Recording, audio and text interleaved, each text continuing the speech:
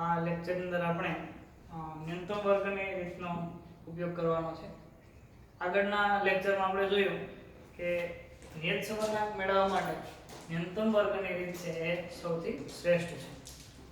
ન્યૂનતમ વર્ગની રીતે નિયત સબંધાંક મેળવવા માટે સહસંબંધાંકના જે સૂત્ર હતા એ સૂત્ર જ છે, પરંતુ ફેરફાર એટલો છે કે છેદની અંદર વર્ગમૂળ અને y નું જે સ્ટેપ હતું એને આપણે ભૂલી જવાનું છે.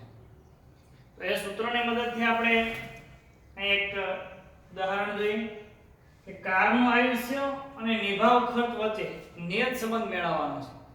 જેમ જેમ કાર છે એનું આયુષ્ય વધતું જાય અને એનો નિભાવ ખર્ચ કેટલો આવશે એનો આપણે એક નિયત સંબંધ રેખા મેળવવાની છે.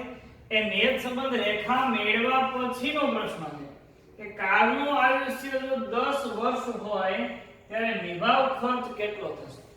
તો નિયત સંબંધ રેખા મળી ગયા પછી આપણે x એટલે કે નિયત સંબંધાંક બરાબર 10 હોય ત્યારે y10 એટલે y ની કિંમત આપણે મેળવવાની છે.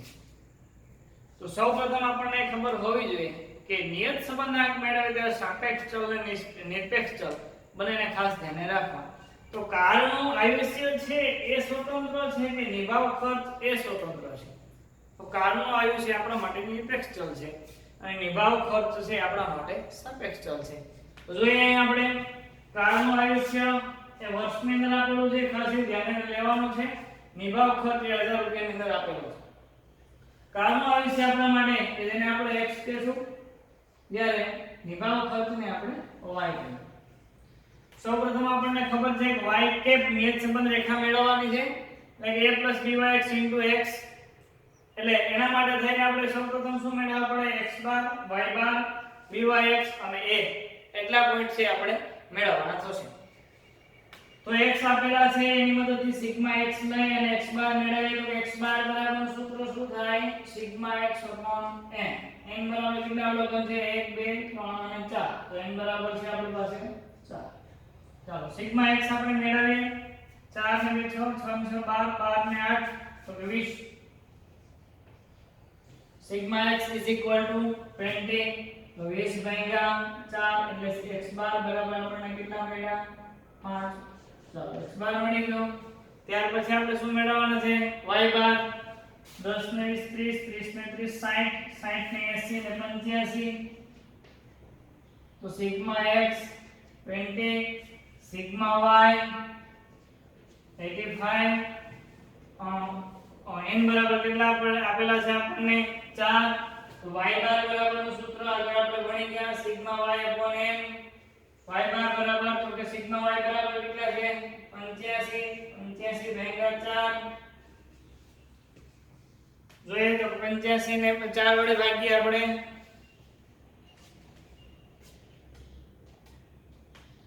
21.25. હવે આપણને ખબર પડી ગઈ કે x બાર અને y બાર જો પૂર્ણાંક હોય તો આપણે સહસંબંધમાં પણ x - x બાર ની રીત લેવી. હવે x બાર અને y બાર જો અપૂર્ણાંક હોય તો આપણા માટે બે રીત હતી, એક xy ની રીત અને કાં તો u ની રીત. તો એ આપણે જોઈએ કે પ્રાપ્તાંકો છે નાના છે એટલે આપણે u ની રીત છે એના કરતા xy ની રીત વધારે સરળ પડશે. તો જોઈએ આપણે કે xy ની રીતનું સૂત્ર શું હતું તો byx બરાબર સૂત્ર બોલીએ તો કે n sigma xy - sigma x sigma y upon n sigma x square minus sigma x નો સ્ક્વેર. તો આપણે કયા કોલમની જરૂર પડશે કે xy ની જરૂર પડશે. સિગ્મા x મળી ગયો, સિગ્મા y મળી ગયો, x નો સ્ક્વેર છે મેળવવો પડશે અને સિગ્મા x નો સ્ક્વેર છે આપણે કરવાનો થશે. તો હવે આપણે પેલો કોલમ કોની જરૂર પડશે તો કે xy ની, પછી કોની જરૂર પડશે તો કે x સ્ક્વેર ની. બસ બે કોલમ અંદર આપણો દાખલો પૂરો થશે. ચાલો xy મેળવીએ 10 * 2 20 20 ચોક 80 25 6 150 8 તેરી 24 એટલે 240. સરવાળો કરીએ 80 ને 20 100 ને 150 250 250 અને 240 400 અને 90. ચાલો એ થઈ ગયું, xy મળી ગયો. xy પછી આપણે શું મેળવવાનું છે? x નો સ્ક્વેર, એટલે કે x નો સ્ક્વેર કરીએ 2 નો સ્ક્વેર 4, 4 નો 16, 6 નો 36 અને 8 નો 64. ચાલો સરવાળો કરીએ. 6 ને 4 10, 10 ને 10 20, 20 નો 0, 2 2 ને 3, 3 ને 3 6, 6 ને 6 12, એટલે 120. જો આપણે બધાનો સરવાળો કરેલો છે. પહેલો સિગ્મા x, બીજું સિગ્મા y, ત્રીજું સિગ્મા xy, ચોથું સિગ્મા x સ્ક્વેર. ચારે ચાર કોલમ આપણને મળી ગયેલા છે. હવે તેની આપણે ગણતરી કરીએ. byx મેળવીએ છીએ, તેથી byx બરાબર n બરાબર આપણને કેટલા આપેલા છે? અવલોકનની સંખ્યા એટલે 1 2 3 4, તો n બરાબર 4, 4 ગુણ્યા સિગ્મા xy કેટલા મળેલા છે આપણને? 490 માઈનસ સિગ્મા x કેટલા હતા? 20 અને ગુણ્યા સિગ્મા y કેટલા મળેલા હતા? 85 છેદમાં n બરાબર 4 સિગ્મા x સ્ક્વેર કેટલા મળ્યા હતા? 120 માઈનસ સિગ્મા x નો સ્ક્વેર. ખાસ એ ધ્યાને લેવાનું છે કે સિગ્મા x સ્ક્વેર એ આપણે કોલમ મેળવેલું છે અને સિગ્મા x નો સ્ક્વેર એ આપણે મેળવવાનું છે. તો સિગ્મા x કેટલા હતા? તો 20, એટલે 20 નો સ્ક્વેર એટલે કે 400 થશે. તેથી byx બરાબર 490 ગુણ્યા 4, 1960 માઈનસ 85 ગુણ્યા 20, 1700 છેદમાં 120 ગુણ્યા 4 એટલે 12 ચોકો 48, 480 માઈનસ 20 નો સ્ક્વેર એટલે કે 400. આગળ વધીએ. તેથી byx is equal to 1960 minus 1700 એટલે કે 260.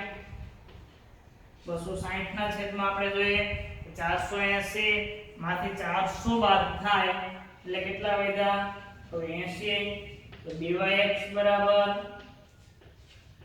260 ભાગ્યા 80 કેટલા આવ્યા? તો કે 3.25. તો આપણો પહેલો સ્ટેપ મેળવો b, એટલે કે byx બરાબર 325. એટલે x બાર y બાર પછી મળશે b. હવે આપણે જોઈએ તો કે આપણે કેની જરૂર પડશે? તો કે a ની જરૂર પડશે. તો a બરાબર શું થાય? તો y બાર માઈનસ bx બાર. b એટલે કે આપણે byx આપણે મેળવેલા છે. y બાર કેટલા હતા? તો 21.25 માઈનસ b બરાબર કેટલા આવ્યા હતા? 3.25. x બાર બરાબર કેટલા હતા? 5 ગુણ્યા 5. તેથી a બરાબર 21.25 માઈનસ 3.25 ગુણ્યા 5 કેટલા આવ્યા? તો કે 16.25. ચાલો, તેથી a બરાબર 21.25 માંથી 16.25 બાદ કરો એટલે કેટલા આવશે? 5. ચાલો, હવે આપણને બધા જ પોઈન્ટના ગણતરી કરી લીધી આપણે બધા મુદ્દાઓની, x બાર, y બાર, b અને a. હવે નિયત સંબંધ રેખા ની અંદર આપણે જઈએ તો y કેપ બરાબર a plus byx એટલે કે b into x. ચાલો, તેથી y કેપ બરાબર a બરાબર કેટલા મળેલા છે? 5. b બરાબર કેટલા મળેલા છે? 3.25x. અહીં આપણી નિયત સંબંધ રેખા પૂરી થઈ. હવે તમને આગળ કીધેલું છે કે x બરાબર કાળનું આયુષ્ય 10 વર્ષ હોય ત્યારે y નું અનુમાન એટલે કે ભાઈ વિભાગ ખર્ચ કેટલા હજાર રૂપિયા થાય. તો x બરાબર આપણે કેટલા મૂકી દેવાના? 10. ચાલો ગણતરી કરીએ. y બરાબર કેટલા વર્ષનું અનુમાન કરવાના છે 10 by 10 લખો તો ચાલે, લખો તો કોઈ પ્રશ્ન નથી. 5 પ્લસ 3.25 ગુણ્યા 10, ચાલો y કેપ બરાબર 5 પ્લસ 3.25 ગુણ્યા 10 એટલે 32.5, y કેપ બરાબર 32 ને 5 37.5. હવે એનું અર્થઘટન છે વિદ્યાર્થી મિત્રો ખાસ લખવું પડશે. જો તમે અર્થઘટન પરીક્ષાની અંદર નહીં લખો તો માર્ક્સ કપાવવાની સંભાવના હોય. તો y કેપ બરાબર આપણે મેળવ્યા 37.5, એનો એકમ શું હતો તો કે 1000 રૂપિયા. શું હતો? 1000 એ પણ રૂપિયા. તો અહીં આપણે એક વિધાન લખશું કે ભાઈ કારનું આયુષ્ય, નીચે ખાસ લખવાની જરૂર હોય અર્થઘટનમાં, કે કારનું આયુષ્ય કેટલા વર્ષ હોય તો કે x બરાબર 10 વર્ષ, ત્યારે નિભાવ ખર્ચ કોણ તો કે y બરાબર 37.5 હજાર રૂપિયા થશે. સિમ્પલ દાખલા છે, xy ની રીત હોય, y ની રીત હોય કે x - x બાર ની રીત.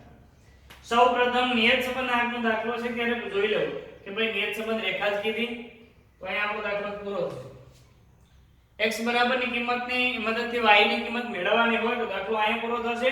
ત્યાર પછી એનું અર્થઘટન લખવું જરૂરી છે.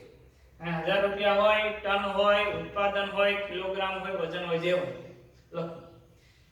બીજી વસ્તુ એ છે કે સ્ટેપ આપણે જોઈએ પેલો x બાર, પછી y બાર, પછી b, પછી a, અને a મેળવ્યા પછી નિયત સંબંધ રેખા મળશે. ઘણા દાખલા અંદર માત્ર નિયત સંબંધ રેખા હોય તો ત્યાં આપણો સ્ટેપ પૂરો થશે. બીજી રીત જોઈએ કે બીજું ઉદાહરણ આપણી પાસે છે કે સરેરાશ વરસાદ અને પાક ઉત્પાદન. આપણને ખબર છે કે વરસાદ છે એ સ્વતંત્ર છે, નિરપેક્ષ છે, પણ કેમાં આપેલો છે સેન્ટીમીટરમાં, ઉત્પાદન અહીં કેમાં છે ટનમાં. તો વરસાદ છે આપણા માટે x અને ઉત્પાદન છે આપણા માટે y, એટલે કે સાપેક્ષ છે. તો બંને વચ્ચે આપણે શું મેળવવાની છે તો કે નિયત સંબંધ રેખા. એટલે ફિક્સ થઈ ગયું ભાઈ y કેપ બરાબર a byx x એટલે ફિક્સ થઈ ગયું. ત્યાર પછી શું કીધું કે સરેરાશ વરસાદ 35 સેન્ટીમીટર હોય ત્યારે આપણે અનુમાન કરવાનું છે. કોનું અનુમાન કરવાનું છે તો કે પાક ઉત્પાદન કેટલું, તો કેટલા ટન થશે. તો પેલી નિયત સંબંધ રેખા મેળવી અને ત્યાર પછી x બરાબર આપણે કેટલા મૂકવાનું થશે 35. એટલું સિમ્પલ થઈ ગયું. પરંતુ આપણે કઈ રીતે લેવી એના માટે x બાર અને y બાર મેળવ્યા પછી નક્કી થશે.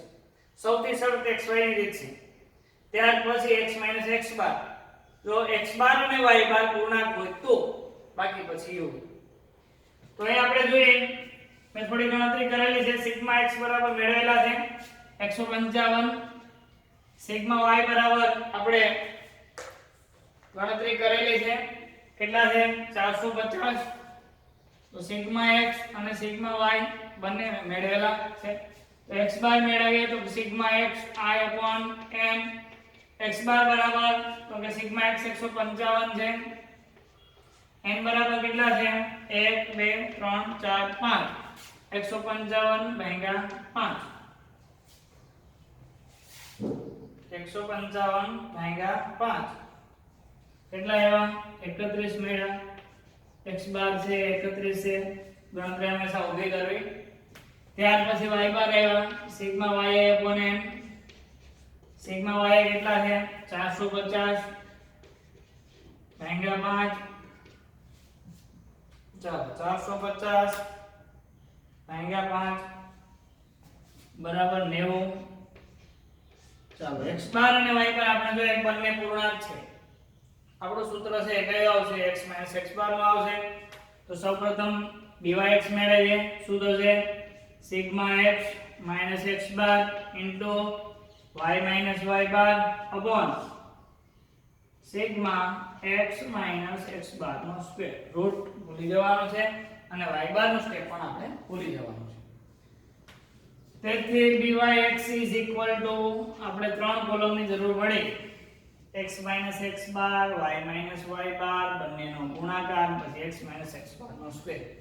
તો પહેલું કોલમ અહીં આપણો આવશે x - x બાર બીજું કોલમ y માઈનસ y બાર, ત્રીજું કોલમ બંનેનો ગુણાકાર એટલે કે x માઈનસ x બાર ઇન્ટુ y માઈનસ y બાર, અને છેલ્લું કોલમ ચોથું કોલમ x માઈનસ x બાર નો સ્ક્વેર. સહસંબંધાંકમાં એક કોલમ વધારાનો હતો y માઈનસ y બાર સ્ક્વેર એ નીકળી જશે.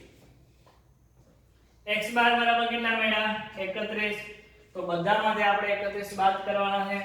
25 માંથી 31 બાદ થશે એટલે કેટલા મળશે?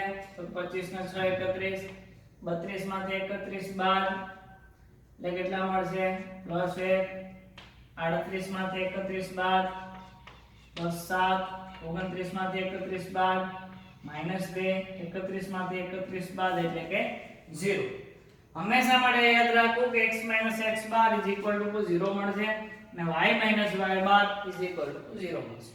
હવે y y બાર લઈએ. y બાર બરાબર કેટલા છે? 90. બધામાંથી 90 બાદ કરવાના છે. 84 માંથી 90 થાય એટલે 6, 90 માંથી 90 0, 95 માંથી 90 5, 88 માંથી 90 -2 અને 93 માંથી 90 એટલે પ્લસ 5 ને 3 8, 6 ને 2 8, 8 માંથી 8 જાય તો 0. x x બાર પણ 0, y y બાર પણ 0. એ લખવું હોય તો લખી શકાય સિગ્મા x x બાર અને સિગ્મા y y બાર. ત્રીજું કોલમ આવ્યું બંનેનો ગુણાકાર x x બાર * y y બાર, 6 ગુણ્યા 6 પ્લસ 36 0, 7 પંચા 35, 2 ગુણ્યા 2 4, 3 ગુણ્યા 0 0, કુલ કેટલા આવ્યા? 75. 5 * 70 71 ને 4 75. કોણ 75 છે? તો કે sigma x x bar * y y bar.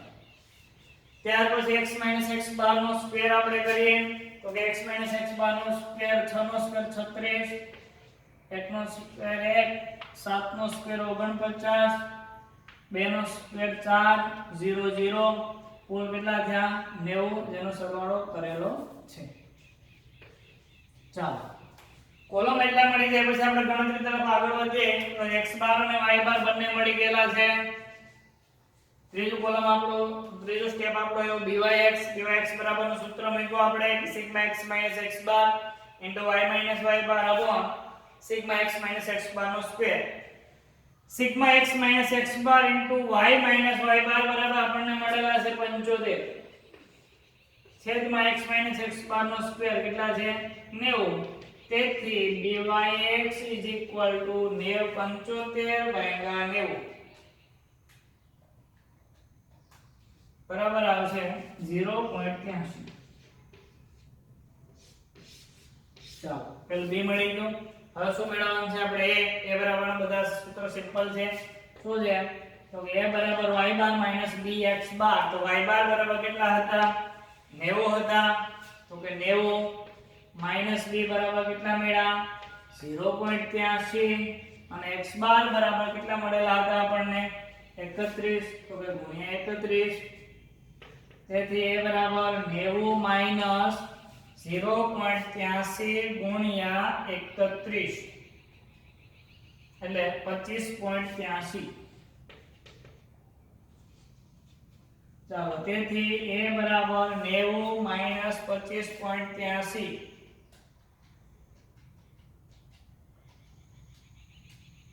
64.70. a બરાબર કેટલા મળ્યા આપણને? 64.70. ચાલો 5 એ 5 4 4 ની ગણતરી થઈ ગઈ. x બાર y બાર b અને a. તો 1 2 3 4. ત્યાર પછી નિયત સંબંધ રેખા એટલે y ની x પરની નિયત સંબંધ રેખા y કેપ બરાબર a + byx * x. તો y કેપ બરાબર a બરાબર કેટલા હતા? 64.70 પ્લસ b બરાબર 0.83x. અહીંયા આપણો પહેલો પ્રશ્ન પૂરો થશે. હવે આપણને એવું કીધેલું છે કે x બરાબર 35 એટલે y નો અનુમાન. તો x બરાબર અહીં આપણે કેટલા મૂકશું? 35. તો y કેપ બરાબર 64.70 પ્લસ 0.83 ગુણ્યા x બરાબર 35. ચાલો તેથી y કેપ બરાબર 64.70 પ્લસ 0.83 ગુણ્યા 35 એટલે 29.05 તેથી y કેપ બરાબર 64.17 પ્લસ 29.05 બરાબર 93.22. હવે આપણે એ જોવાનું છે કે 93.22 નો એકમ શું છે તો કે પાકનું ઉત્પાદન, પણ કેમાં છે તો ટનમાં. તો આગળના દાખલાની જેમ અહીં પણ આપણે અર્થઘટન લખવું પડશે કે ભાઈ વરસાદનું પ્રમાણ કેટલા સેન્ટીમીટર હોય તો કે વરસાદનું પ્રમાણ 35 સેન્ટીમીટર હોય ત્યારે પાકનું ઉત્પાદન 93.22 ટન થશે. આવું અર્થઘટન ખાસ લખવું કે વરસાદનું પ્રમાણ એટલે કોણ x નું પ્રમાણ 35 સેન્ટીમીટર, એકમને ખાસ ધ્યાને લેવાનો છે, 35 સેન્ટીમીટર હોય ત્યારે y એટલે કોણ તો કે પાક ઉત્પાદન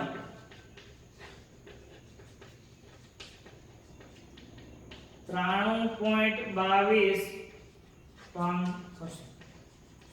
તો વિદ્યાર્થી મિત્રો 5 માર્ક્સનો F વિભાગનો ત્રીજો દાખલો છે આપણો આ xy ની રીત હોય અથવા તો x - x બાર ની રીત. આજે આપણે બે રીતનો અભ્યાસ કર્યો, xy ની રીત અને બીજી રીત છે x - x બાર ની રીત. આવતીકાલના લેક્ચરની અંદર આપણે u ની રીતનો અભ્યાસ કરીશું.